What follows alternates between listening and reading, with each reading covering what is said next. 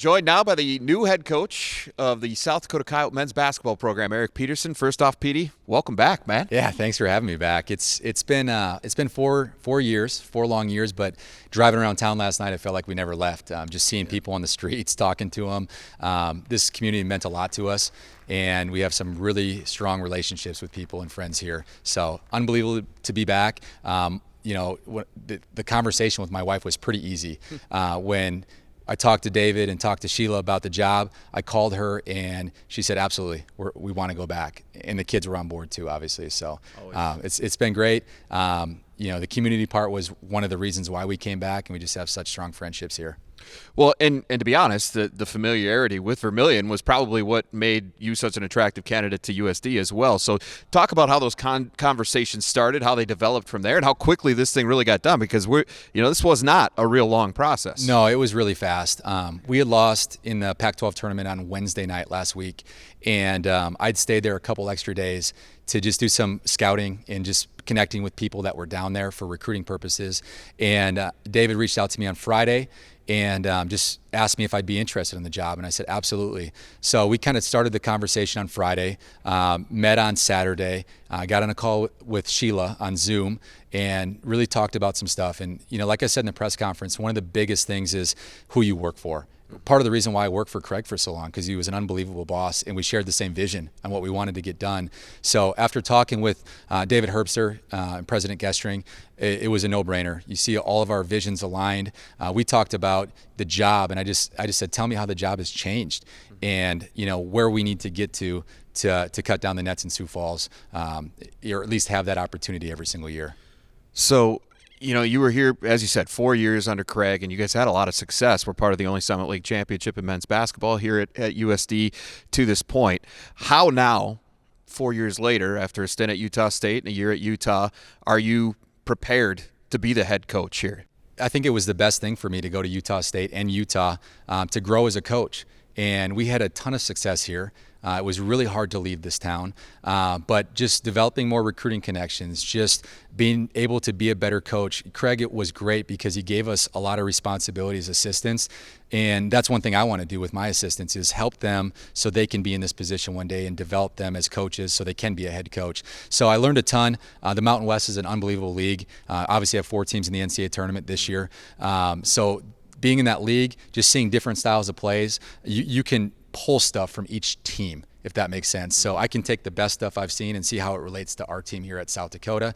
And then at Utah, being in the Pac-12, that's a high level. Watching Arizona play, watching Oregon play, who's very talented, UCLA, USC, some of those teams are unbelievable. So just getting that experience at that level and just kind of seeing what's different at each level and how we can use that to come back here at South Dakota and win in a major way. So became a better coach. I think I became a better recruiter. Probably became just a little bit more polished off the floor as well, just being able to get into the community and do some stuff that my wife and I want to do here, I think will really help us. In terms of the brand of basketball, you were with Craig a long time. Chances are there's a lot. You mentioned pulling from other teams as well, and I think a lot of coaches do it that way. Foundationally, what's Kyle Ball going to look like under Eric Peterson? Yeah, so one thing that was important when we were here was playing Gator basketball, get after their butts, right? And people can say that they want to play hard or play tough or whatever, but not a lot of people just truly emphasize that. There's a lot of coaches out there that all they care about is offense. And one of the things we talked about here the first time was we have to be one of the best defensive teams in the Summit League every single year, and that will give us a chance to play in that game that we need to play in to get to the NCAA tournament. So starts with playing Gator basketball, being the tougher team. When teams are done playing us, we've always said we want that team to look at each other in the locker room and be like, man, I don't want to play those guys again. And if we have to play them in the tournament, like it's going to be going through their head, man, remember the first time we played these guys? How tough were these dudes? And we got to do this again. So that's part of it. I think, why we were so successful at Utah State, we were top 10 in the country in defense.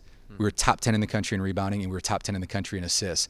And I'm not saying it's going to happen at this level, but we need to be very good in those 3 categories. So defensively, we're going to play mostly man, and we're going to play the Gator basketball that we played the first time we were here. Offensively is a little bit more tricky because we want to play some motion. We want to play, let our guys play free. And I think, and what I talked to the guys about yesterday is we're trying to prepare them to win here, but everybody wants to play professionally. And how do you do that?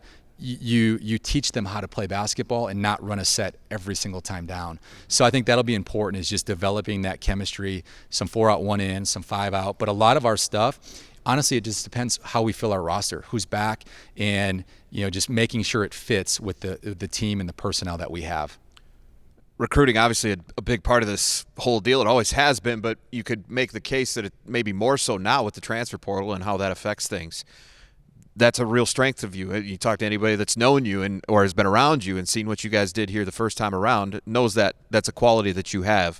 How do you now take that as the head man to make sure you're always covered in that way, because you never know what might be coming? Yeah, and I work for a guy who gave me a shot in junior college named Terry Elsen, and one thing I'll never forget is, I always said I would work like an assistant coach when I'm a head coach.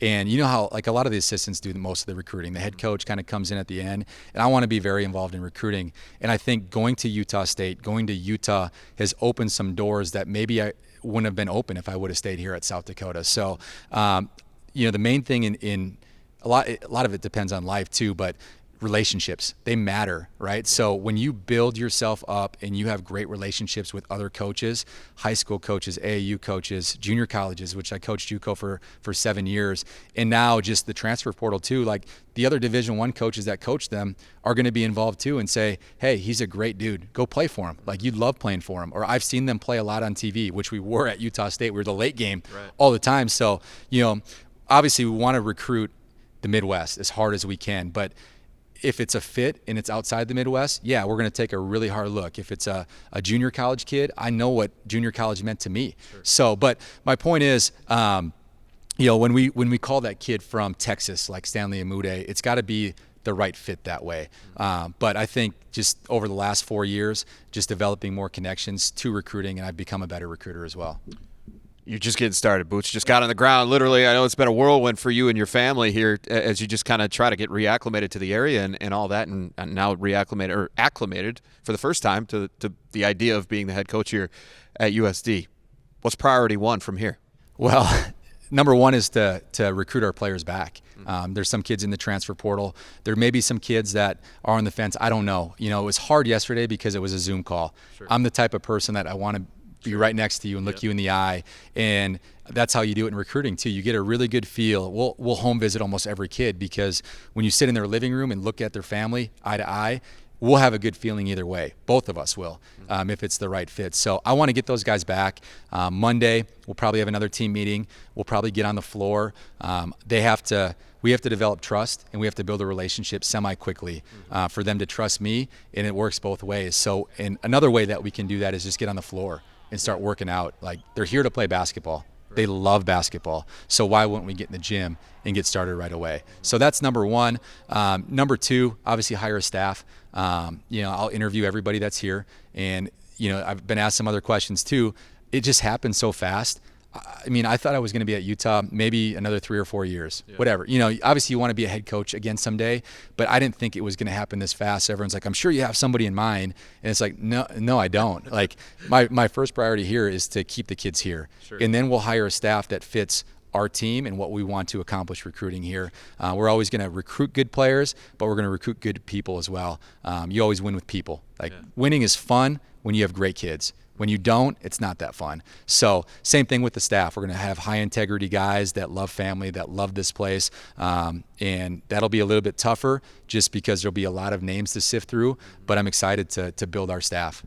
The hardest part though, is finding a house. Oh gosh, yes. So right? Yeah, but we'll take care of that, and yeah, that'll be another story. All right. Well, hey, Eric, I know a lot of people are really excited that you're back in town, and you can feel an energy around this whole deal today, and I know a lot of people are looking forward to seeing exactly where things go from here. But welcome back. Certainly excited to be working with you again too. Yeah, look forward to working with you. A couple Coulee region guys from That's Wisconsin. Right. Little Coulee region. No, we're pumped to be back. My family's so excited. My kids want to move right now. And it's like, hey, we got to finish school first, and then we can get here. So we're excited to be back. Love for anybody to stop by the office and catch up if I haven't caught up with you today.